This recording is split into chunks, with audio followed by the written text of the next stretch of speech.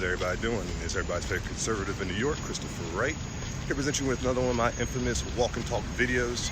And what's today's walk and talk going to be about? It is going to be about a situation going on right now with the whole Colin Kaepernick Nike situation right now with Betsy Ross, the woman who designed the first American flag.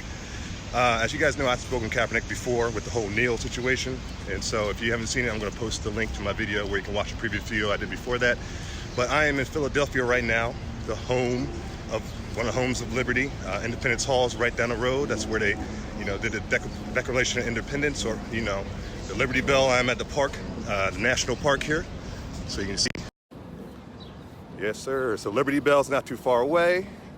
I'm walking through the park as we speak. Very lovely park, very lovely city. And what is my opinion on the subject when it comes to, and Betsy Ross's house, by the way, is right down the road. I went to Betsy Ross's house yesterday.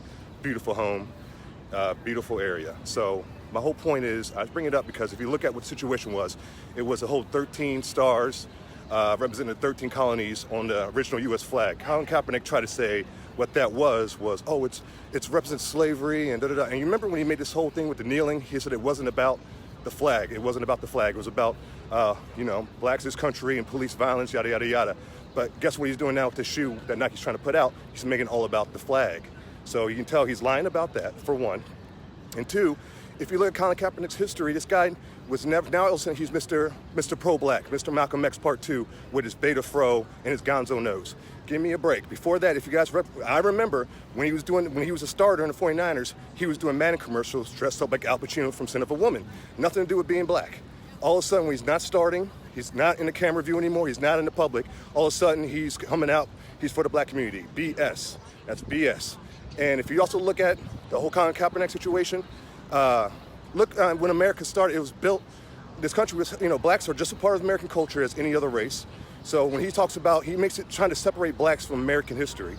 I mean, you can't do that, man. And this is a guy who, if you look at the history of the United States, if you look at, the Declaration of Independence, the Constitution is made by our forefathers, and it said every man is created equal.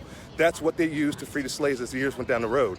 So when he talks about this is a racist country, yada, yada, yada, it's like, where's your proof? Where's your proof? Because this country ended slavery faster than any place in the world right now. There's places in North Africa right now, in Syria, that still have slaves going on as we speak, right now as we speak. And you don't hear Colin Kaepernick coming out and get against the Islamic race or the Muslim people, do you? No, you don't, because he's not about that. He's about, it's all propaganda. This is all he's trying to push. He's trying to push division within the country. And I told you already how I feel about Colin Kaepernick in my previous video, but the guy is the only reason why the 49ers have a loss in the Super Bowl. This guy, he was always a selfish player. He had the pig socks when he went to practice and everything, disrespecting the police. So this guy's never been for America. He's been about himself. And he's being used by the left to be pushed out there to push a leftist propaganda. And they're trying to say, oh, look, he's, we got a cool black guy. He's saying, like, America's racist, believe him, yada, yada, yada. And Nike, you should be ashamed of yourself, Nike. Nike, you're losing a big customer base. Michael Jordan, one of the greatest basketball players of all time, one of the greatest athletes of all time, he said, when they asked him about Republicans and Nike, he said, Republicans buy Jordans just like anybody else, because he's about the customer. He's about the American people.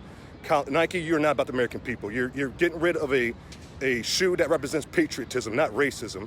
And you're turning your back on all these Americans that are your customers, man.